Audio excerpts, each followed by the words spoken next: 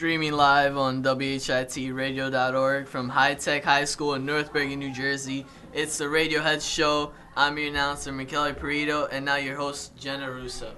Good morning. I'm your host, Jenna, and with me today is Luani and Michele because Elijah isn't here. And behind the glass is Evan and Amir. And today we're going to be talking about the Holocaust because yesterday was its, Remembrance Day. So, yeah. Hitler had syphilis, and that's mainly the reason he was, so sick in the head and, killed so many people. He gained power of Germany in 1933, and he gave the Jews blame for, all of Germany's, issues. If something went wrong, the Jews did it. And because he was the leader and he was very looked up to, he turned people against the Jews, and then he started forming things called ghettos to separate Jews from other groups of Jews and other people. And he took Jews from the ghettos and then put them into concentration camps. And in the concentration camps, most of the Jews were killed. And in 1945, Allies were advancing on the Germans and began to take away their camps. And some Jews survived the Holocaust, and most of them didn't. So, yeah. Well, there was many survivors after the Holocaust, Jack Medelbream. He was in the Holocaust as a child, but he actually survived it because at first it was his mother and his brother, and he actually survived at the last minute though. So that's actually a miracle because an officer yanked him away. Instead of making him go into the concentration camp, he was forced to go into the labor camp, it's not great, but it's better than the concentration camp because in the end you're still gonna die.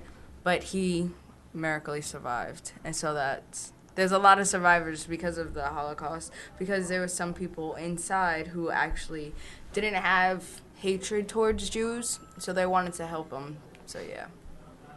What about you, Michele? I'm going to butt in. Sorry, Michele.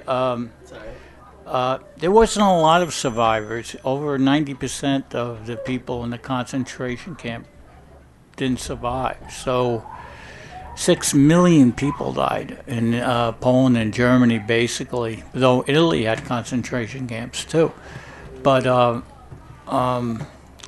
the people that did survive, they tell of a horrific experience, and it's amazing that they did. When they came into these camps, they would kind of separate the people that they thought they could use.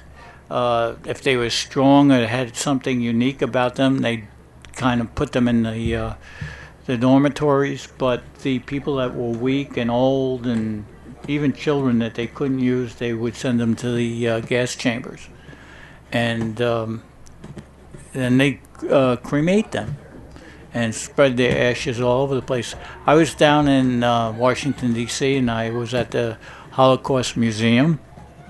And you'll see all that, what happened there, and all the things that you can't believe. And if you ever get a chance, I recommend going to see that. It'll really have a profound effect on you, and you'll look at things a little differently after you go there. Yeah, and also, during the Holocaust, some of the Jews that weren't captured, people actually took them into their houses and hid them, but if you were caught doing that, then they would kill you and the Jews that you were hiding. Absolutely.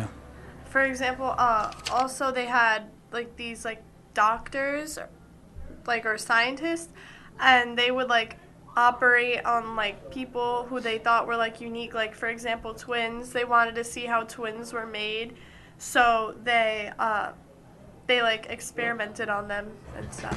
One infamous doctor was called Dr. Mengele. Right.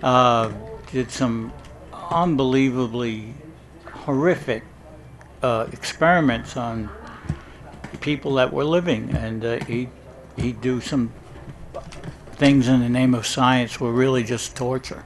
Right. And again, another all-time villain of our societies over the years.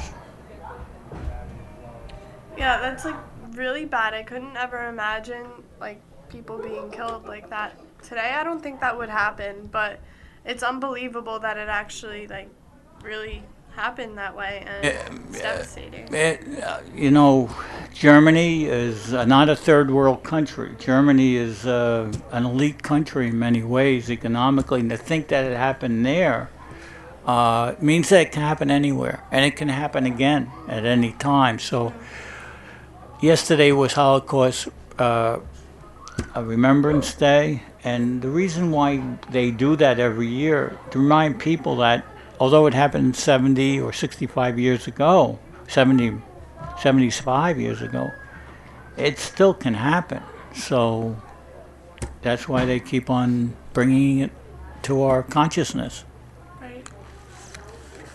Yeah, that's crazy. Like, it was mainly, like, Hitler mainly believed that the Jews were at fault for, like, all the issues in, like, in Germany because of the fact that he had syphilis. And syphilis is a disease that eats away at your brain, and it basically makes you go crazy. And because he had it, it made him be paranoid in certain ways or want to kill people for no apparent reason. When did he contract it? Do you know? He contracted it from... what year? I'm not sure what year. That's like Because- unknown, but what specific year. But he visited prostitutes a lot in Germany, and therefore he contracted syphilis because it's a sexually transmitted disease. Well, as early as in the mid 1920s, and he died in 1945. He wrote a book called Mein Kampf. My struggle, yeah. Yeah, My Struggle, which was all about the Aryan race and the inferiority of the Jewish race. So he carried that for a long time. So I don't know if you can just blame syphilis for the reason. Right, but Yeah, he was insane because of syphilis. Well, that wasn't why the Holocaust happened, but like that added to it because he had syphilis. He was insane and believed certain things. But I'm saying he was insane probably before that disease too. Probably. Yeah. But I'm just saying that's another Yeah. factor to it. Because he, from his early youth to when he finally ended his life, he was almost like a what do you call that? He was a sociopath. Yeah. He was. He could be kind to children. You see pictures of him tapping children's heads and smiling at them, and then 2 minutes later, he could be ordering hundreds of children to the gas chamber. So he really was a psychopath and a sociopath, and unfortunately, people followed him, and that was it. All right, I'll let you continue with your show. Thank you. All right, McKelly, it's back to you now. Well, let's talk about his death and legacy. By early 1945, Hitler realized that Germany was going to lose the war, right? The Soviets had driven the German army back into Western Europe, and the Allies were advancing into Germany. On April 29, 1945, Hitler married his girlfriend, Eva Braun, in a small civil ceremony in his Berlin bunker. Around this time, Hitler was informed of the assassination of Italian dictator Benito Mussolini. Afraid of falling into his hands of enemy troops, Hitler and Braun committed suicide the day after their wedding on April 30, 1945. Their bodies were carried to the bombed-out garden behind the Reich Chancellery, where they were burned. Berlin fell on May 2nd, 1945. What do you guys have to say for this? Well, we learned about this in health class because of his diseases and like what was already killing him aside from everything else. And he's just a really insane guy, and like it's horrible what he did. He really was insane. I don't think anyone deserves that, and yeah. Hey guys, it's Mr. Meyer. How are you? Hi, Mr. What's Ryan. up? What's going on? So, he was definitely insane, right? Adolf Hitler, crazy man. How do you get a whole country to like go along with your insanity, I guess, is the question. And I sort of know the answer, but I'm curious as to what you guys would think.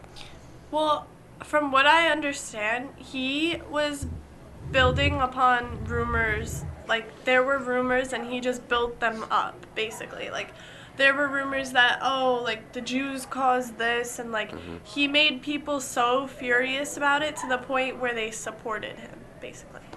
Right. Well, Germany after World War I were in very dire economic straits.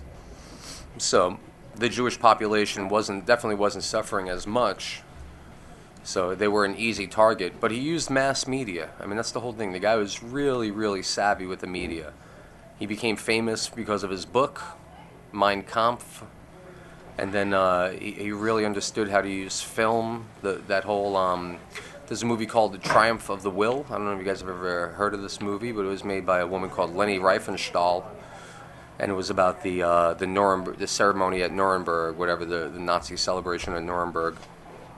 But this guy definitely used media and propaganda.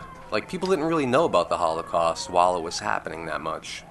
He was able to sort of keep it hidden. You wouldn't be able to do that nowadays, but and I guess the interesting thing is that, you know, the guy's book is in every library in America when you think about it that way. So I think this is why these maniacs understand, like, yeah, I'll die, but people are going to talk. I think it really becomes that, like, that high level of spite where you just want people talking about you for eternity, regardless of how you get there. That's right. And he was so, like, insane. I'm just going back to what you said. Like, he had diseases on diseases on diseases, and when he was younger, he ate chips of lead paint, and that was proven to also make him, like, be a little cuckoo, well, a lot. And, everything all his issues really are what added to it, and that's what really, like, added wood to the fire.